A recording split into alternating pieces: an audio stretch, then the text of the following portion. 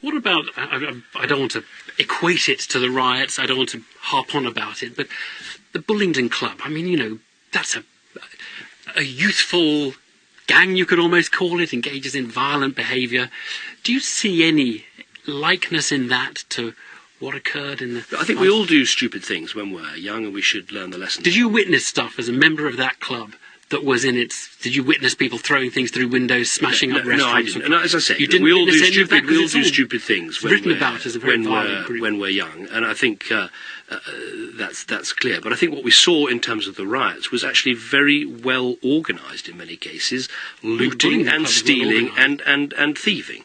We have to react very, very clearly to that. And I think you can see that's what's happening in the courts. I mean, the reason I'm raising it is whether this is a problem that goes well beyond these housing estates, and whether you're saying... Well, I think I've answered that question, which is yes, it does. And there, you know, as I said, there were the people that walked past the shops that helped themselves. There's a problem of the breakdown of responsibility in many areas of life. But you have to address all of them. But I think actually, I thought the Mayor of London made a good point, which is that, you know, people... I think the way he put it was people weren't stealing from a shop because Gerald Kaufman had got a flat screen television on his expenses. I mean, I think, you know, and I think there's a danger, if I might say that when you listen to the BBC, there's a sort of danger that all these things are equated. Put all this into a great mush, and make that as an excuse for not acting. And I think that's some people almost say, well, until we deal with the problem of inequality in our society, there's nothing you can do to deal with rioting. Well, that's what it can slip into.